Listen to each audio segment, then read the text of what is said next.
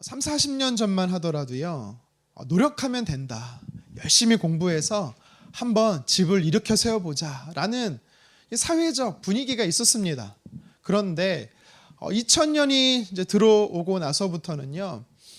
이 사회 구조적인 문제로 인해서 상대적인 이 빈부격차가 생기니까 특별히 사회에 첫 발을 내딛는 청년들 안에서 어떤 모습이 보여지냐면 못한다, 안 된다 라는 포기하는 모습이 보여집니다. 연애도 결혼도 출산도 포기하는 것이죠. 아마 여러분 이런 말이 2011년도부터 시작이 됐거든요. 3포 세대라고 이야기를 합니다.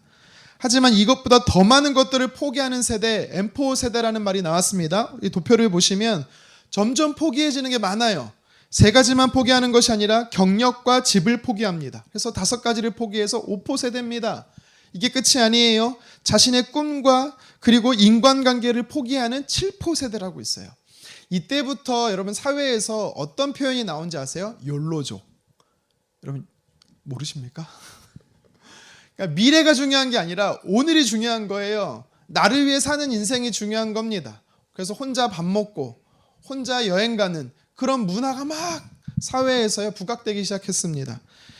혼자 지내는 게 정말 좋은 사람도 있는가 하면 다른 사람을 신경 쓰며 함께 생활하는 게 버거운 거예요. 시간적으로 버겁고 경제적으로, 물질적으로 버거운 것입니다. 심지어 지금은요 자신의 건강과 외모를 포기하는 자기 자신조차 포기하는 구포 세대가 생겼습니다.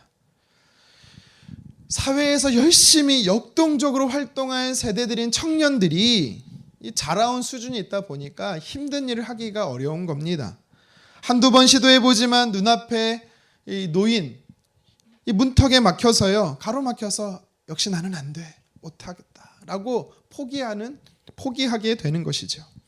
이제 간혹 가다가 이제 이런 사람들을 보고 이렇게 표현하는 분이 있어요. 야, 그걸 왜 못해? 나 때는 말이야. 네, 꼰대 안 됩니다. 철없다, 나약하다, 너 왜 나고자냐? 이렇게 말하지 마세요. 왜냐하면 이런 모습의 청년들, 젊은이들만의 문제가 아니라 사실은요, 먼저 앞서 산 우리들, 기성세대가 만들어 놓은 구조적인 원인이 큰 몫을 차지하기 때문입니다. 이 젊은이들의 포기 현상은요, 우리나라뿐만 아니라 아시아와 유럽 등 경제적으로 발전한 나라에서 공통적으로 나타나는 모습이거든요. 우리나라에 M4 세대가 있다면 가까운 이웃인 중국에는요, 10가지를 포기하는 청년 세대라고 해서 10불 청년, 10불 세대라는 말이 있습니다. 사진에 보시면 이렇게 10가지를 포기한대요. 결혼, 출산, 우리나라랑 같죠? 포기하는 게. 근데 헌혈과 기부를 포기한다고 합니다. 왠지 아세요? 내 것을 나눠줄 여력이 없거든요. 그리고 이들은요, 복권, 주식, 펀드를 하지 않는다라고 합니다. 이게 왜 그럴까 봤더니요, 사회 시스템에 대한 불만과 또 불신이 만연했다라는 거예요. 미래에 대한 비관하는 청년들이, 중국 청년들이 많다라는 겁니다. 여러분, 근데 제가 여러분께 이 자료를 왜 소개하냐면 사실 10가지 중에 맨 마지막 때문에 그렇습니다. 다음 사진 보시면 중국 청년들은요, 감동하지 않는데요. 감정조차 포기했다라는 겁니다. 여러분, 감정이 뭐예요? 외부의 자극에 대한 나의 반응이잖아요. 그래서 와, 감동받았어요. 눈물 흘리기도 하고, 반대로 때로는 외부 자극에 의해 상처받기도 하는 거예요. 이게 우리의 순수한 감정이거든요. 그런데 중국 청년들은요, 희노애락의 개인 감정뿐만 아니라 타인의 상황에 대한 공감조차 하지 않는다라는 겁니다. 자기만의 공간에 자신을 가둬서 그 벽을 만들어서 갇혀 살아간다고 합니다. 여러분, 제가 몇 달 전에 이 자료를 보고요, 너무 마음이 속상했습니다. 너무나 청년들을 보면서 안타까웠어요. 여러분들은 감정이 없나요? 감동을 하나, 뭔가 반응이 없네요. 너무 먹먹했어요. 가슴이 아팠습니다. 제가 청년 때 예수님을 인격적으로 만나서 그런가 봐요. 10불 세대든 M4 세대든 뭔가를 하지 않고 포기하는 것은 사실 오늘날만의 문제가 아니라요, 우리가 말씀을 방금 읽었던 본문의 말씀에 보면 당시의 이스라엘 백성들도 포기하는 세대였습니다. 우리 3절 하반절 말씀을 다시 한번 읽어보도록 하겠습니다. 하나님 여호와께서 너희에게 주신 땅을 점령하러 가기를 어느 때까지 지체하겠느냐. 아멘. 여기서 지체한다라는 단어가 나와요. 여러분, 지체한다라는 게 무슨 뜻입니까? 할까? 말까? 주저하고 망설인다라는 뜻도 맞습니다. 이게 그런 지체하다라는 말에 그런 의미가 담겨 있습니다. 하지만 또 어떤 의미가 있냐면 이 단어는요, 기약 없이 막연하게 미룬다라는 겁니다. 다시 말하면 안 한다라는 거예요. 포기한다라는 것입니다. 이스라엘 백성들 중에 약속의 땅 가나안을요 정복해서 그 땅을 정착하며 살아가는 것을 7지파가 포기했다라는 거예요.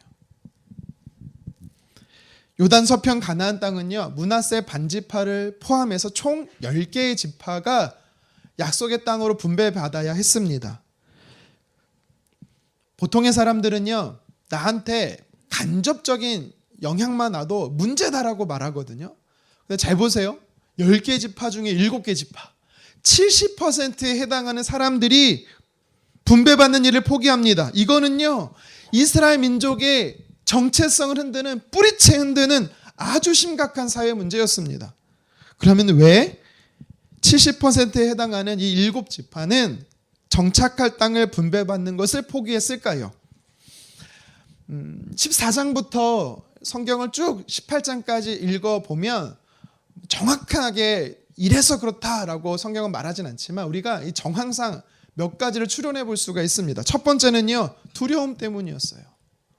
이스라엘 백성들 중에 7지파는 매우 두려웠습니다. 뭐가 두려운지 아십니까? 정착해서 남아있는 잔존하는 이 민족들을 쫓아내는, 그들과 싸우는 전쟁이 두려웠습니다. 지금까지 약 7년 동안 이들이 가나안을 정복하는 대표적인 7지파를 몰아냈던 전쟁은요, 원팀이 되어서 12개의 지파가 함께 싸우는 전쟁이었습니다. 이 전쟁에 승리한 경험이 있거든요. 그런데도 두려운 거예요. 사실은 모두가 함께 싸우는 전쟁이긴 했지만 사실 한 팀이 되는 전쟁에서는 두드러진 지파들이 있었어요. 유다와 에브라임과 므낫세 지파였습니다. 그러니까 이 힘있고 능력 있는 지파를 의존하면서, 물론 나머지 특별히 7지파가 들러리는 아니지만 이 큰 능력 있는 지파를 의존적으로 이들을 중심으로 전쟁이 치러졌습니다. 그러니까 이제는요 함께하는 전쟁이 아니라 홀로 우리 지파만 따로 전쟁해야 되기 때문에 두려웠던 거죠. 걱정이 되고 염려가 됐던 것입니다. 역사적으로 미국이라는 이 군사 강대국을요 크게 패하게 했던 전쟁이 있습니다. 여러분 베트남 전쟁 아시나요? 1960년도부터 75년까지 무려 15년 동안 전쟁이 지속되다 보니까 이제 지치는 거예요. 사람들이 지치는 겁니다. 심지어 5만 명이라는 이 미군이 죽었어요. 그러니까 여론이 너무 좋지 않습니다. 또 왜 이 전쟁에서 패하게 됐나, 가장 큰 이유 중에 하나가 뭐냐면 지리적, 지형적 문제에 있었습니다. 베트남은요 산과 같은 높은 지형이 많습니다. 이 당시 베트공들이요 땅을 파서 게릴라 전술을 피니까 언제 어디서 어떻게 공격해 올지 모르는 거예요. 불안한 겁니다. 이게 트라우마가 됐어요 군사들한테. 그래서요 군인들의 사기가 엄청 바닥이 되었던 겁니다. 오늘 본문의 이스라엘의 7지파들도 마찬가지입니다. 땅의 지형 지물을, 가나안의 지형 지물을 이용해서 목숨 걸고 싸우는, 게릴라전으로 공격하는 이 잔존 세력들과 싸워 이길 자신이 없었던 겁니다. 그래서 정찰과 땅을 포기한 거예요. 싸워보지도 않고 두려움 때문에 나는 안 돼, 못한다 라는 영적 패배주의에 빠져 있었던 것입니다. 또 가나안의 정착할 땅을 분배받지 않는, 포기하는 이들의 두 번째 이유가 있습니다. 무엇이냐면 박탈감이에요. 박탈감. 이것은요 같은 지파 내에, 민족 안에의 상대적인 박탈감입니다. 함께 연합으로 12지파가 싸웠어요. 정복전쟁이 끝났습니다. 그리고 이제는 정착해야 할 땅을 각 지파마다 얻으라고 여호수아 14장에 여호수아가 명령합니다. 이 명령이 떨어지자마자 세 지파는요 유다 지파와 에브라임 지파와 므낫세 반지파는요, 가서 좋은 땅을 먼저 차지합니다. 그래서 성경에 보면 여호수아 15장은 유다 지파가 남쪽에 좋은 땅을 차지했다라고 이야기를 하고 있고요. 이어서 여호수아 16장은 에브라임 지파가, 그리고 17장은 므낫세 반지파가 각각 가나안 땅의 중부 지방을 분배받았다라고 성경은 기록하고 있습니다. 나머지 7지파가 볼 때요, 뭐야, 이미 다 가져갔네? 좋은 땅 다 가져갔네? 그나마 가나안 땅의 비옥한 지역을 이 3개 지파가 다 가져갔기 때문에 나 그럼 어디를 가라고? 내가 볼 때 상대 좋아 보이는 곳이 없는 겁니다. 그래서요, 이 7지파는 뭔가 새로운 땅을 차지하라고 하는 동기부여가 되지 않았던 것이죠. 마태복음 25장에 보면 여러분 달란트 비유가 나와요. 주인이 멀리 가면서 3명의 종을 부릅니다. 그래서 주인의 소유였던 달란트를 맡깁니다. 똑같이 맡기면 좋은데 그렇지 않았지요. 어떻게 합니까? 성경을 자세하게 보니까 각 사람의 능력대로 줬대요. 그러니까 감당할 분량을 보고 줬다라는 겁니다. 한 사람에게 1달란트, 다른 사람에게 2달란트, 또 마지막 사람에게 5달란트를 줍니다. 우리가 잘 아는 것처럼 2달란트, 5달란트 받은 자는 어떻게 해요? 그걸 가지고 장사를 해서 많은 이유를 남기죠. 근데 문제는 1달란트 받은 자예요. 1달란트 받은 자는 어떻게 합니까? 아무것도 안 해요. 왜 안 합니까? 땅에 묻습니다. 왜 묻습니까? 주인이 이해가 안 되는 거예요. 왜 나한테는 1달란트만 주지? 또 똑같은 종인데 쟤는 왜 2달란트야? 쟤는 왜 5달란트야? 상대적으로 비교하니까 박탈감 속에 빠졌던 거지요.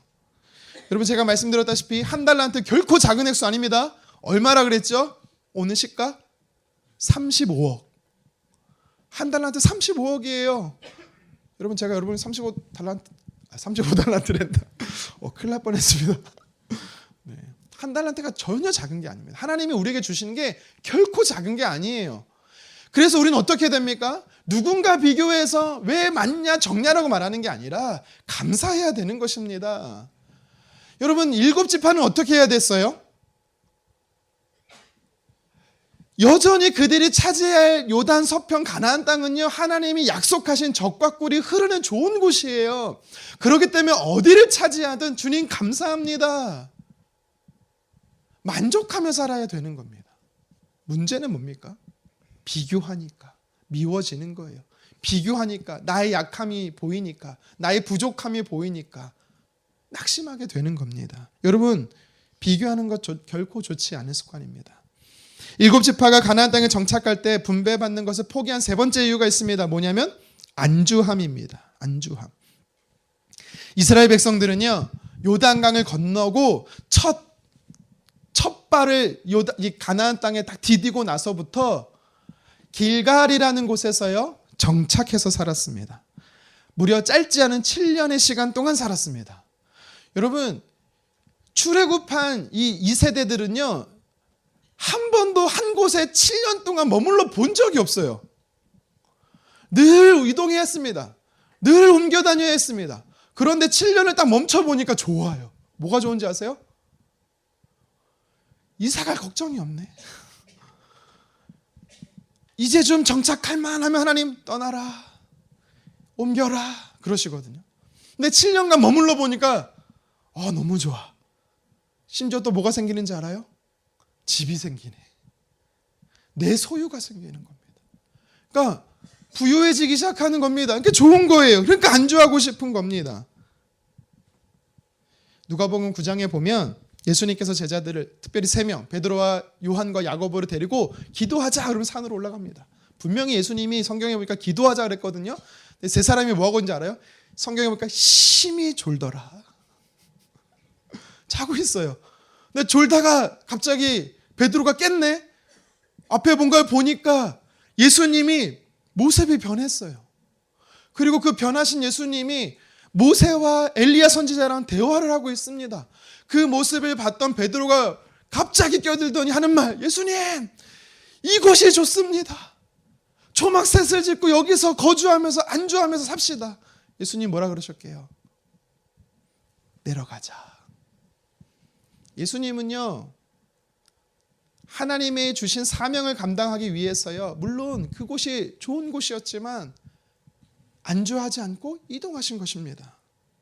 42.19km를 뛰는 마라토너가 있습니다. 막 뛰다가 멋진 풍경이 보입니다. 아름다운 마을이 있어요. 거기서 잠깐 멈추면 어떻게 되겠습니까? 뛰는 것을 포기하면 어떻게 됐습니까? 완주라는 목적을 잃어버리게 되는 것입니다. 출애굽이라는 이스라엘 백성들은요, 출애굽이라는 마라톤을 시작했습니다. 완주의 목적이 무엇입니까? 약속의 땅 가나안에 정착하면서 살아내는 것입니다. 길갈이라는 곳은요, 아무리 좋았어도 그들이 잠시 지나가야 하는 곳이었습니다. 그렇게 하지 않으면 광야의 40년의 시간도 그리고 7년의 가나안 정복의 시간도 결코 이들에게는 무의미한 시간이 되는 것입니다. 왜요? 목적을 잃어버렸기 때문에. 안정감은 좋은 것이에요. 하지만 사명의 사람들에게 중도 포기하는 안주함은요, 아주 경계해야 될 태도인 것입니다. 이스라엘 7지파가 정착하고자 하는 땅을 차지하지 않는 네 번째 이유가 있습니다. 무엇이냐면 게으름입니다. 게으름. 이건요, 오래 자고 늦게 일어나고 시간을 무료하게 보내고 빈둥빈둥 나태하고 방만한 여러분의 모습. 우리의 육신의 그런 게으름을 이야기하는 게 아닙니다. 여기서 말하는 게으름은 영적 게으름을 이야기하는 거예요. 영적 게으름이 무슨 뜻인지 아십니까? 하나님의 뜻을 알려고 하지 않는 거예요. 아니, 하나님의 뜻을 알매도 불구하고 하나님이 말씀하신 대로 살아내려고 하지 않는 게 영적 게으름입니다. 여러분, 어떻게 보면 이 앞선 세 가지보다 이 네 번째 영적 게으름이 이스라엘 민족 7지파에게 있어서 가장 큰 문제였던 것이죠. 미국의 신학자의 목회자인 존 파이프 목사님이 계십니다. 그분이 그리스도인의 영적 게으름을 이기려면 반쪽 마음이 아니라 온전한 마음으로 하나님의 뜻을 쫓아야 한다라고 말합니다. 그래서요, 존 파이프 목사님 이렇게 우리에게 권면합니다. 함께 읽어보도록 하겠습니다. 만약 하나님의 뜻이 당신을 인도하는 것이라면 열렬하게 인도함을 받으라. 만약 하나님의 뜻이 자비를 행하는 것이라면 자비를 베풀라. 마지못해 하지 말고 기쁘게 행하라. 여러분, 아멘. 공감되지 않습니까? 하나님이 나의 삶을 이끌어 가신다면 마지못해 이끌려가지 말고 열렬하게 따라가라요. 하나님이 나에게 말씀하신 것이 있다면 억지로 하지 말고 기쁨으로 하래요. 여러분, 이것이 영적으로 게으른 우리를 이길 수 있는 방법이라는 것입니다. 유다와 에브라임, 므낫세 반지파는요, 게으르지 않았습니다. 영적으로 게으르지 않았어요. 땅을 차지해라라는 말이 여호수아를 통해서 하나님의 음성으로 들리니까 이들은요, 즉각적으로 반응했습니다. 열렬히 하나님의 뜻을 이루기 위해서 노력했습니다. 약속의 땅을 차지했어요. 근데 7지파의 문제는 뭐예요? 하나님의 말씀이 들려졌지만 그대로 실천하지 않습니다. 영적으로 게을렀어요. 노력하지 않습니다. 어쩌면 알고도 불순종하는 아주 완악함의 영적 게으름에 빠져 있었던 것입니다. 하나님은 우리에게 원하는 게 있어요. 하나님 정말 저와 여러분에게 원하는 게 있습니다. 호세아 6장 6절 말씀 같이 한번 읽겠습니다. 나는 인애를 원하고 제사를 원하지 아니하며 번제보다 하나님 아는 것을 원하노라. 아멘. 하나님께서 호세아 선지자를 통해 우리에게 약속하신 말씀, 들려주신 음성이 뭐예요? 나는 원해. 나는 정말 너에게 원하는 게 있어. 그게 뭐예요? 나를 좀 알았으면 좋겠어. 여러분, 하나님을 알고 계십니까? 알아가고 계십니까? 하나님을 안다는 게 뭡니까? 나를 향한 하나님의 뜻을 아는 거고, 나를 향하신 하나님의 뜻이 기록된 말씀으로 있잖아요. 그것을 삶으로 살아내는 것. 여러분, 이것이 지금 저와 여러분들에게 하나님이 강력히 원하는 것입니다. 7지파 안에 있었던 이 두려움, 박탈감, 안주함, 그리고 영적 게으름은요, 사실 이 시대 저와 여러분들이 하나님의 사람이 이 땅에 살아가면서 하나님 자녀답게 살아가지 못하도록 하는 장애물들이에요. 여러분들이 이 네 가지 중에 어떤 약점들이 있습니까? 걱정과 염려로 두려움에 휩싸여 있습니까? 아니면 누군가의 비교로 상대적 박탈감 속에 작아지는 내 모습이 너무나 속상하고 계십니까? 아니면 일상의 분주함, 분명히 과거에 하나님 내가 주를 위해 살고 싶습니다. 나의 삶을 주께 드리겠습니다. 이렇게 헌신을 한 적이 있는데 지금은 그 헌신이 전혀 보이지 않아요. 이 땅에 짝하며 이 땅에 속하며 안주하며 살아가고 있지 않습니까? 내 뜻과 내 계획을 위해 살아가는 영적 게으름 속에 살아가고 있지 않습니까? 사랑하는 성도 여러분, 예수님을 믿고 하나님의 자녀가 됐다라는 것은요, 뭔가 큰 이적과 큰 기적의 그런 현상을 쫓는 게 아닙니다. 하나님이 나와 동행하시기 때문에 일상의 삶에서 여러분 두려워하지 않고 강하고 담대하게 살아가는 거예요. 여러분을 두렵게 하는 사람이 있습니까? 여러분을 두렵게 하는 환경이 있습니까? 여러분 그러면 그 순간에 하나님을 찾으십시오. 그러면 여러분이 강하고 담대할 수 있습니다. 비교하지 마십시오. 지금 있는 모습 그대로 하나님은요, 나를 용납하시고 나를 용서하시고 나를 사랑하신다라고 말씀합니다. 너는 존귀한 자야라고 말씀하세요. 여러분 저를 한번 따라해 보시겠습니까? 가슴에 손을 얹고 나는 특별한 사람이야. I'm so special. 웃깁니까? 하나님은 여러분들을 보시고 너는 정말 특별해. 너는 내 생명, 내 목숨을 다 바쳐서 내가 너를 사랑해라고 주님은 존귀하다라고 인정하십니다. 여러분 왜 스스로를 그렇게 보지 못하십니까? 여러분 신앙생활은 육신적인 것, 이 땅에서 사라질 것에 목숨 거는 것이 아니라 나를 부르신 하나님을 위해서 살아가는 것, 여러분 이게 신앙생활이에요. 계속해서 오늘 본문 말씀에 보면 하나님께서 주신 이 약속의 땅에서 정착하지 않는 이 7지파를 보고 여호수아가요 칼을 빼들었습니다. 특단의 조치를 행했습니다. 첫 번째가 뭔지 아십니까? 회막을 옮겼습니다. 회막을 옮기는 특단의 조치를 행합니다. 우리 1절 본문 말씀을 다시 한번 읽어보도록 하겠습니다. 이스라엘 자손의 온 회중이 실로에 모여서 거기에 회막을 세웠으며 그 땅은 그들 앞에서 돌아와 정복되었더라. 아멘. 여호수아가요 실로라는 곳에 온 이스라엘 백성들을 불러 모았습니다. 왜 불러 모았습니까? 성경에 보니까 그곳에 회막을 세우려고 불러 모았다라고 성경은 말하고 있습니다. 여러분 회막이 뭐지요? 성막이라고도 불리는 이 회막은요, 하나님께서 그의 사랑하는 택한 이스라엘 백성들과 함께 하신다, 임재하신다, 동행하신다라는 걸 상징적으로 보여주는 장막이잖아요. 솔로몬이 하나님을 위해서 이 건물로서의 성전을 짓기 전에 이스라엘 백성들과 하나님은요 장막으로 함께 계셨어요. 사진을 보시면 이렇게 생긴 게 성막입니다. 또 회막이에요. 테두리가 가로 25, 세로 50m, 높이가 2.5m입니다. 그러면 왜 같은 장소를 이 장막을 하나님 임재하시는 장막을 어디서는 성막이라고 말하고 오늘 본문과 같이 어디서는 회막이라고 이야기하는 걸까요? 장막이라고 이야기할 때는요, 하나님이 중심이 돼서 하나님이 거하시는 곳을 의미할 때는 성막이라고 표현했습니다. 거룩한 장막이란 뜻이에요.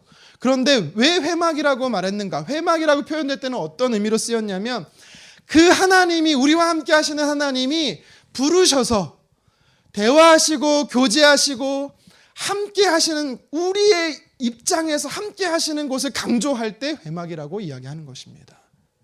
여러분 그렇다면 그동안 길갈이라는 곳에 회막이 있었는데 여호수아를 통해서 하나님이 회막을 실로라는 곳으로 옮겼다라는 것은 어떤 의미로 우리에게 다가오는지 아십니까?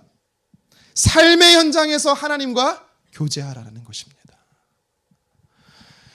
여호수아를 통해서 하나님은 7지파를 향해 뭐라고 말씀하신지 아십니까? 너의 삶의 현장에서 나를 만나라. 내가 너의 일상의 현장 삶에 함께 하겠다라고 하나님이 약속하시는 거예요. 간혹 신앙생활을 정해진 장소, 그것도 일주일에 한 번 교회에서 하는 것으로 생각하시는 분들이 있습니다. 절대 그렇지 않습니다. 심지어 또 어떤 분들은 바쁘면 그 일주일에 한 번의 예배도 빠질 수 있다, 거스를 수 있다라고 생각합니다. 우선순위가 밀린 것입니다. 여러분 저는 지금 여러분들을 향해서 아니 어떻게 일주일에 한 번도 예배 빠질 수 있어요? 라고 책망하는 게 아닙니다. 들을 게 있는 분들은 들으십시오. 빠지면 큰일 나요. 이걸 얘기하는 게 아니에요. 무엇을 얘기하고 싶은 거냐면 하나님을 제발 정해진 장소, 정해진 시간에 묶어두지 말라라는 것입니다.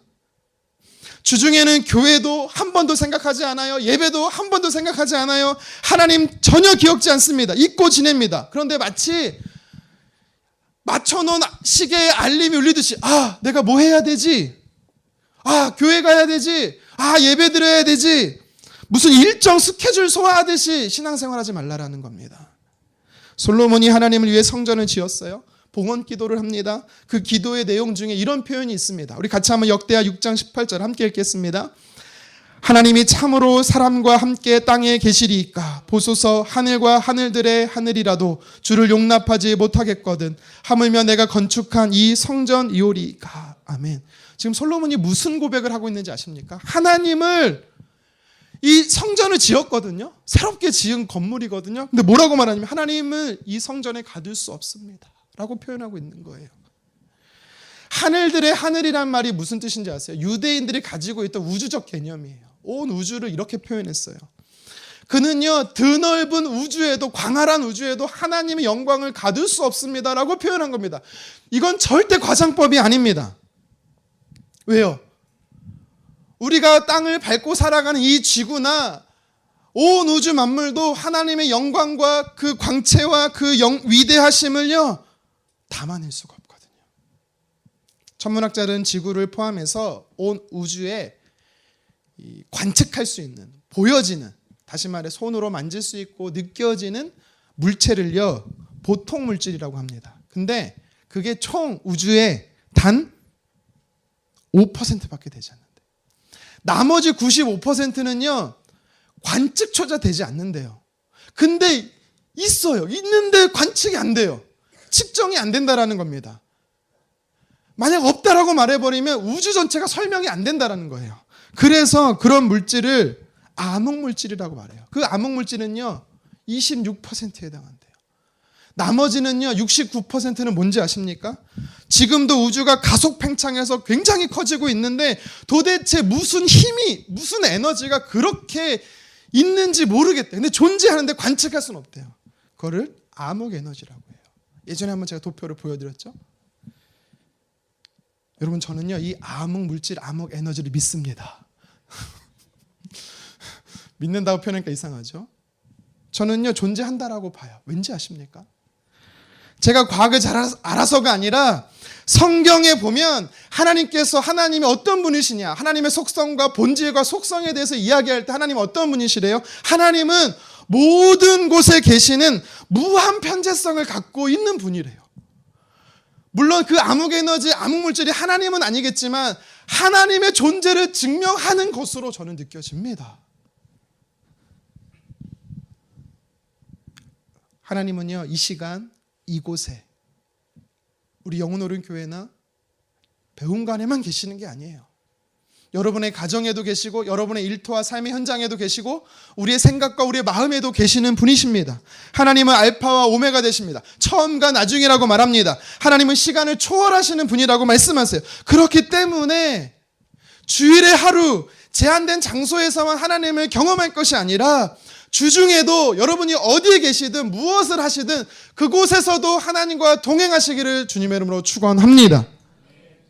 여러분들은 하루에 몇 번 하나님을 찾으십니까? 일주일에 한 주 동안 하나님과 영적 교제, 친밀함을 얼마나 나누십니까? 성경 한 장도 읽지 않고 기도 5분조차, 5분이 너무 많습니까? 3분조차 하지 않는다면 글쎄요, 과연 건강한 성도, 그리스도인이라고 말할 수 있을까요? 혹시 지난주 이 시간에 하나님이란 단어를 듣고 하나님이라는 단어를 무려 일주일 만에 처음 듣는 분이 계시다면 오늘 본문의 7지파와 다를 바가 없습니다. 여호수아는 하나님과의 만남의 장소인 회막을 실로로 옮겼어요. 왜요? 그들의 삶의 현장 속에 하나님을 모시고 가라는 것이었습니다. 살아가는 삶의 현장 속에서 하나님을 기다리고 계시는 하나님과 만나라고 이야기하는 것입니다. 어느 시간이든 무엇을 하든 그곳이 어디든 하나님과 동행하십시오. 형식적으로 종교적으로 행위하는 썬데이 크리스천이 되지 마시고 에브리데이 크리스천으로 살아가기를 간절히 원합니다. 하나님과 만나고 하나님과 동행하고 교제하는 게 여러분 지루하고 재미없고 힘들고 귀찮을 것 같습니까? 여러분 혹시 그렇게 생각하시는 분이 있다면 죄송하지만 한 번도 주님과 친밀한 교제를 경험해 본 적이 없어서 그래요. 사진을 보여주시겠습니까? 누군지 아시겠어요? 당연히 모를 줄 알았습니다. 엘버트 심슨이라는 목사님이세요. 이분이 19세기 말 20세기 초에 사역하신 분이신데요. 병들고 가난한 자를 위해서 주로 사역 목회를 하셨습니다. 그리고 복음이 전해지지 않는 곳에 복음이 전해지고 건강한 교회가 세워지기를 꿈꾸며 기독교 선교 연맹이라는 선교단체를 만들어서 그 선교단체는 지금도 있어요. 우리나라에도 있습니다. 그런데 이 엘버트 심슨 목사님 여러분들이 사실 모를 것 같지만 여러분 간접적으로 다 알고 계십니다. 왜냐하면 찬송가를 통해서 알고 있을 거예요. 찬송가 135장 어저께나 오늘이나 모르는 것 같아요. 자, 그럼 찬송가 302장 내 주 하나님 넓고 큰 은혜는 좀 흥얼거리는 분이 몇 분 나왔어요. 찬송가 441장 은혜 구한 내게 은혜의 주님. 여러분 우리가 한 번쯤 들어본 찬양은 이분이 작사 작곡한 게 많아요. 아마 이건 다 할 겁니다. 찬송가 430장 주와 같이 길 가는 것. 여러분 1절 가사가 이렇습니다. 우리 같이 한번 읽어볼까요? 주와 같이 길 가는 것 즐거운 일 아닌가. 우리 주님 걸어가신 발자취를 밟겠네. 한 걸음 너무 높게 잡았어요. 한 걸음 주 예수와 함께 네 날마다 우리 걸어가리. 제가 기도하면서 많이 기도했고 하나님 부를까요 말까요? 부르지 말라는 뜻이었는데 너무 높게 잡아버렸네. 제가 우리 또 집사님처럼 노래를 잘 못하니까. 가사가 뭐예요? 한 걸음을요 날마다 함께 걸어간대요. 무슨 말이에요? 심슨 목사님은요 일상의 삶의 현장에서 하나님과 동행하는 나의 삶 속에 하나님을 끌어와서 하나님과 함께하는 삶이 얼마나 기쁘고 즐거운지를 고백하고 있는 것입니다. 여러분 이 찬송의 가사를요 어떻게 이분이 작사한지 아십니까? 성경을 읽다가 에녹이라는 사람을 묵상하다가 딱 멈춘 거예요. 아니 어떻게 성경책 왜 이러죠? 창세기 5장 24절에 무슨 내용이 있습니까? 300년 동안 하나님과 동행하였더라. 아니 1년이면 그러겠는데 아니 10년? 30년이면 알겠는데 무려 300년? 어떻게 하나님과 그렇게 친밀하게 동행할 수 있지? 이해가 안 되는 거예요. 이거 너무 거짓말 아닌가? 근데요 이분이 에녹이라는 사람을 계속 묵상하다가 신약 성경으로 넘어가니까 히브리서 11장 5절에 이 에녹이라는 사람에 대해서 성경이 부연 설명하고 있습니다. 뭐라고 부연 설명한지 아세요? 하나님이 그를 죽음을 보지 않고 들려 올리시는 동안에 남아있는 기간 동안 그는 하나님을 기쁘시게 하였더라. 동행하는 것이 기쁨이다라는 것으로 연결이 된 겁니다. 억지로 하나님을 기쁘신게 한 게 아니라 하나님과 동행하는 것이 우리에게 기쁨이다라는 거 이분이 깨달은 거예요. 그렇구나. 하나님과 함께하는 삶은 딱딱하고 재미없고 어렵고 지루한 게 아니라 나에게 유익한 거구나. 좋은 거구나. 내게 기쁨이구나. 그걸 깨닫고 이 찬양을 가사를 쓰게 된 겁니다. 그래서 심슨 목사님은요 에녹처럼 늘 이렇게 물었다고 합니다. 하나님 지금 저와 함께 하시죠? 하나님 지금 저와 함께 동행하시지요? 늘 하나님을 찾았어요. 새 힘을 주시는 하나님, 그 하나님 때문에 기뻤다라고 합니다. 사역이 너무나 힘들어서 지칠 때는 하나님께서의 말씀으로 위로하고 격려하여 주셔서요 다시 일어날 수 있었다라고 고백합니다. 사랑하는 성도 여러분, 하나님과 교제하는 것, 하나님을 알아가는 것, 여러분의 삶의 현장에서 일주일의 주중의 삶의 속에서 여러분 누리시기를 주님의 이름으로 축원합니다. 여호수아가 길갈에 했던 회막을 실로로 옮겼어요. 다른 이유가 아닙니다. 함께 하시는 하나님 때문이었습니다. 하나님이 함께 하시면 어떻게 됩니까? 그 남은 잔존 세력 족속들이 그들과 싸우는 것이 두렵지 않아요. 강하고 담대할 수가 있는 겁니다. 이사야 41장 10절 함께 읽겠습니다. 두려워하지 말라. 내가 너와 함께함이라. 놀라지 말라. 나는 내 하나님이 됨이라. 내가 너를 굳세게 하리라. 참으로 너를 도와주리라. 참으로 나의 의로운 오른손으로 너를 붙들리라. 아멘. 여러분, 일상의 삶의 현장에서 여러분을 두렵게 하는 게 뭡니까? 우리는 그걸 두려워해서는 안 돼요. 왜요? 하나님이 함께 하시면 두려움이 사라지는 겁니다. 하나님이 현장의 삶 속에서 함께 하시면 가정에서나 일터에서나 여러분의 마음속이나 생각 속에 하나님이 임재해 계시면 여러분 우리는 기뻐하고 감사하며 승리할 수 있는 것입니다. 하나님이 나와 동행하시기 때문에 여러분 하나님 내게 주신 사명을 위해서 열심히 달리십시오. 세상과 짝하여 안주하지 마시고 하나님과 멀어지는 영적인 게으름 가운데 빠지지 마십시오. 하나님의 임재의 상징인 회막을 여러분의 일상의 삶으로 끌어와서 나의 삶 속에 지경을 넓히시는 하나님, 나의 삶의 예배를 받으시는 하나님, 하나님 쓰시기 합당한 사람 되기를 다시 한번 주님의 이름으로 축원합니다. 오늘 말씀의 여호수아는요, 남은 7지파가 가나안 땅에 정착하는 것을 포기하니까 두 번째 특단의 조치를 행합니다. 무엇입니까? 반드시 돌아오라 명합니다. 원래 7지파에 3명씩 뽑아서 가라 그랬어요. 이게 끝이 아니었습니다. 돌아오라고 합니다. 우리 4절 말씀을 다시 한번 읽어보도록 하겠습니다. 너희는 각 지파에 3사람씩 선정하라. 내가 그들을 보내리니 그들은 일어나서 그 땅에 두루다니며 그들의 기업에 따라 그 땅을 그려가지고 내게로 돌아올 것이라. 아멘. 지난주에 4절의 말씀을 가지고 하나님의 자녀들께 사는 것 2가지를 말씀을 드렸죠. 무엇이었습니까? 두루 다녀보라고 했습니다. 그리고 그리라고 했습니다. 여러분 이 2가지 정말 중요합니다. 그런데 이 2가지만큼 중요한 거 아니 2가지보다 더 중요한 게 있어요. 4절 하반절에 돌아오라는 거예요. 반드시 돌아오라는 겁니다. 여러분 근데 이 말씀을 자세하게 살펴보잖아요. 어떤 메시지가 있는지 아십니까? 여호수아는요 21명 대표단 21명에만 실로로 돌아오라고 한 게 아니에요. 이 말씀을 전문맥을 잘 살펴보면요 이미 그 실로라는 곳에는요 나머지 7지파의 모든 사람이 다 있었습니다.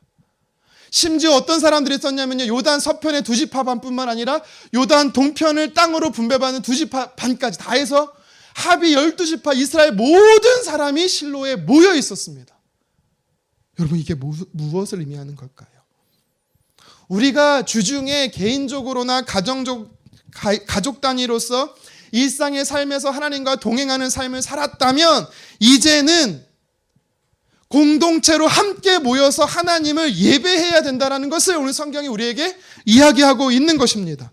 여러분 왜 우리가 주일에 이곳에 모여서 함께 예배해야 됩니까? 왜 공동체가 함께 모여야 합니까? 함께 예배드리는 이유가 뭡니까? 우리가 주중에 하나님께서 보게 하신 것을 두루 살펴보고 하나님이 주신 힘으로 최선을 다해 삶을 살아내면 우리가 해야 하는 영역들이 있어요. 그런데 그 영역을 사실 누가 이루시는지 아십니까? 하나님이 이루십니다. 우리가 하나님 앞에 우리의 것들을 가지고 와서 하나님께 맡겨드리는 게 공동체로 함께 모이는 것이고 공동체로 함께 모여 예배하는 것입니다. 만약 하나님께서 이루시고 완성해 주지 않으시면 우리의 수고와 노력은 다 허사가 되는 거예요. 시편 127편 1절 함께 읽어보겠습니다. 여호와께서 집을 세우지 아니하시면 세우는 자의 수고가 헛되며 여호와께서 성을 지키지 아니하시면 파수꾼의 깨어있음이 헛되도다. 무슨 말입니까? 내가 집을 짓는 것 같고 내가 성을 지키는 것 같지만 아니라는 겁니다. 하나님이 집을 세우셔야 되고 하나님이 우리의 성을 지키신다라는 거예요. 우리가 삶의 현장에서 보고 이루고 가꾸는 것들은 하나님이 지키시고 하나님이 보호하시고 하나님이 이루신다라는 거예요. 그래서 우리는요 함께 모여서 하나님 앞에 맡겨드리는 행위를 해야 되는 것입니다. 우리의 삶을 최종적으로 하나님께 맡겨드릴 때 하나님이 이루십니다. 잠언 16장 3절 함께 읽겠습니다. 너희 행사를 여호와께 맡기라. 그리하면 내가 경영하는 것이 이루어지리라. 여러분 우리가 해야 될 거는 맡기는 거예요. 함께 모여서 하나님이 어떤 분이신지 내 삶에 하나님이 어떤 일을 행하셨는지 자랑하는 겁니다. 나의 의로 자랑하는 게 아니라 하나님이 역사하셨다, 하나님이 일하셨다라는 것을 함께 자랑하는 거예요. 그러면 나머지 사람들은 박수치는 거예요. 하나님 이런 위대한 신부님에 박수치는 거예요. 그러면 어떤 일이 벌어지는지 아십니까? 우리가 함께 예배하기 시작할 때 하나님의 은혜가 임하는 거예요. 여러분, 그래서 실로에 모여 예배하는 게 그렇게 중요했던 것입니다. 신앙생활은 하나님에게서 출발해서 삶의 현장으로 갔다가 다시 하나님께 돌아오는 겁니다.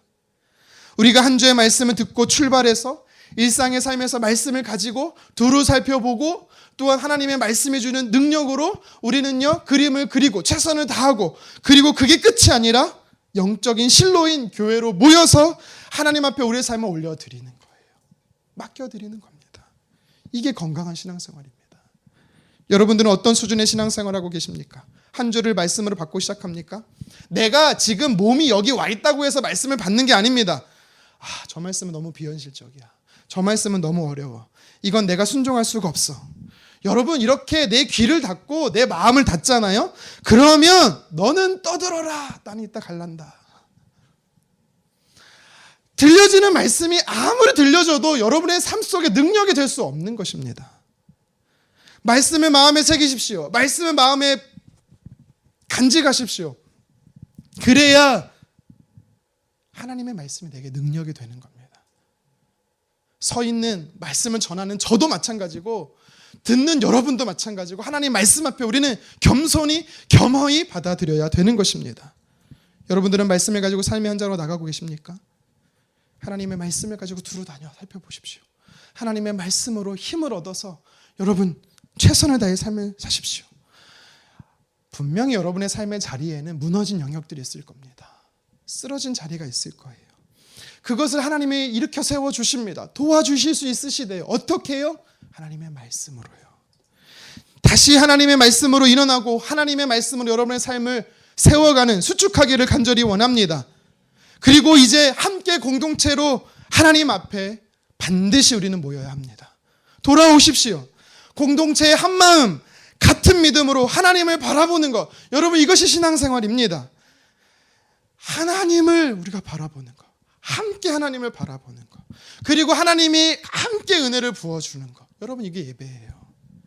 이스라엘 백성들이 실로에서 하나님의 말씀을 받고 출발해서 삶의 현장으로 하나님과 동행하며 살았습니다. 그리고 다시 실로로 돌아와 반드시 하나님께 맡겨드리는 예배를 드렸습니다. 여러분, 이게 이들의 영적 패턴, 거룩한 습관이 됐습니다.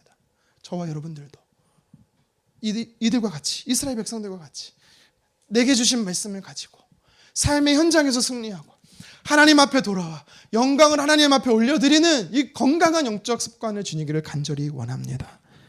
개인의 삶의 현장에서 하나님과 함께 하십시오. 그리고 함께 모인 영적 실로 이 자리에서 하나님과 함께 예배하십시오. 그렇게 신앙생활하는 저와 여러분 되기를 주님의 이름으로 축원합니다. 말씀을 정리합니다. 여호수아는 요단 서편 가나안 땅에서 지파별로 청착해야 되는 그 사명이 있음에도 불구하고 포기한 7지파를 향해서 특단의 조치를 2가지 행합니다. 무엇입니까? 첫 번째는요, 길갈이라는 곳에서 실로라는 곳으로 회막을 옮깁니다. 회막을 옮겼다라는 의미가 우리에게 어떻게 다가옵니까? 삶의 현장에서 하나님을 동행했다라는 겁니다. 하나님을 정해진 시간과 정해진 장소에 가두지 않고 주중의 삶 속에서 내가 무엇을 하고 어디에 있고 누구를 만나든지 하나님과 함께 했다라는 것입니다. 여러분, 하나님과 함께하는 영적 교제, 친밀함에 여러분 부단히 노력하십시오. 하나님의 시선으로 두루 다녀보고 하나님의 힘으로 여러분 공급받아서 최선을 다하십시오. 여호수아가 행한 2번째 조치가 무엇이었습니까? 실로로 반드시 돌아오게 했습니다. 왜 실로에 돌아오게 했습니까? 그것도 전체가 모이게 했습니까? 공동체로 이 모이는 것, 공동체가 함께 예배하는 것, 여러분 그것은 하나님께 우리가 맡겨드리는 행위이기 때문입니다. 내가 보고 내가 그린 것을 성취하시는 분은 하나님이십니다. 여러분들의 마음의 소원을 이루시는 분은 하나님이십니다. 하나님은 아시기 때문에 여러분보다 앞서가시고 여러분의 삶을 준비하시고 여러분의 삶을 인도하시는 책임지시는 분이십니다. 그래서 개인의 일상에서 하나님과 동행할 뿐만 아니라 함께 모이는 이 자리, 공동체에서 함께 하나님을 예배하는 거룩한 습관을 지닌 하나님의 사람 되기를 주님의 이름으로 축원합니다.